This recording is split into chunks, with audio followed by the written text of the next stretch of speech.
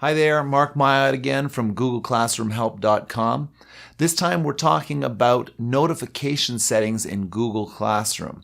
And it's kind of important to get your notification settings correct, because otherwise you might be either underwhelmed or overwhelmed by the number of notifications that you're getting from your different classes in Google Classroom.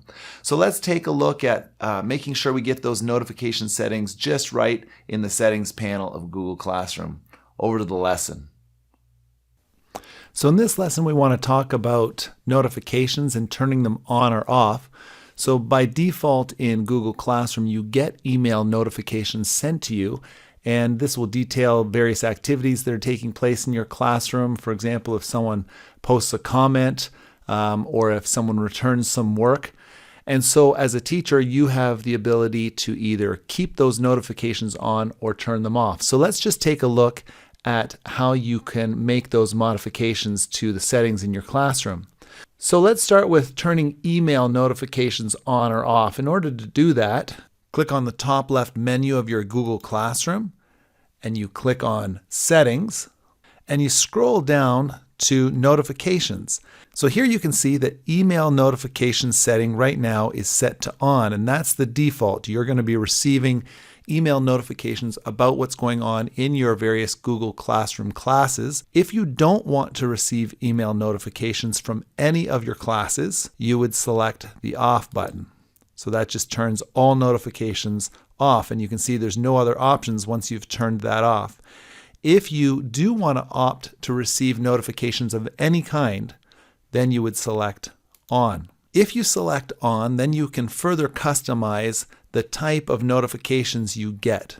So for example, here you can see that when someone comments on a post that you've created, you're going to receive a notification that they've done that, so you can keep that on or off. Comments that mention you, again, keep that on or off. And then there's private comments on work. And so students might provide a private comment just to you as their teacher on a piece of work, and you can opt to receive those notifications or not. Now I've switched over to my own personal teaching account, and as I scroll down you can see that more options become available, partly because there are classes that I'm enrolled in, and this might be a class a colleague is teaching and I'm enrolled in that class just so I can see what students are receiving from that classroom. And also you can see I have classes that I teach. And so once you're enrolled in a class or you're teaching classes, other options become available to you in terms of notifications. So you can see here classes that I'm enrolled in. I can hear about work and other posts from teachers. I can hear about returned work and grades from the teacher. And you can see there's lots of things, even due date reminders for your work. Now, with the classes that I teach, I also have various options. If I want to be notified about late submissions or resubmissions or invitations to co-teach other classes, or also a notification that a scheduled post has been published or even has failed to publish, that would be sent to me. So you can see there's a whole list of options depending on what's going on in Google Classroom for you, whether or not you're enrolled in a class or you're teaching a class. Now there's also the option of receiving notifications for specific classes that you're teaching. So you might be a teacher that's teaching lots of different classes and you only want to receive notifications from one of those classes. So here you can see I have class notifications, and it says turn email and mobile notifications on or off for a class. Now this isn't for classroom as a whole, but this is for specific classes.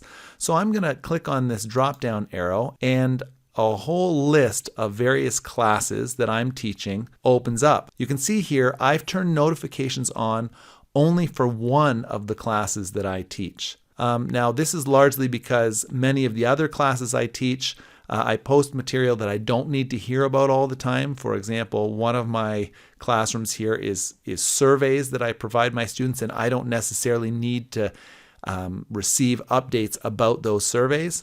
But the classroom that I've selected to get notifications from is a classroom that's very active, and it's good for me to know about what's going on in that classroom. So you have an option of drilling down and hearing from certain classes and not hearing from other classes. Now, there might be a bit of a question about what those notifications look like when you receive them. So here you can see we're in my Gmail, and here's an email that I would have received from Google Classroom, and obviously I can tell it's from Google Classroom because of the large header in the email. And this is actually something that was posted by a co-teacher in the classroom. He's made an announcement about an assignment that's coming up, and right from this email, I can go and open that assignment. This is just one of the many types of notifications that you can get. In this case, it's an assignment. It could have been a comment on a post. It could have been a new assignment that's been posted in the classroom. Really, Google Classroom keeps you updated on many of the activities that are taking place within the platform. Well, for more videos like this one, head over to googleclassroomhelp.com, and you can also find me on Udemy. The course title is Completely Master Google Classroom, and the link for that is found below. I'll see you next time.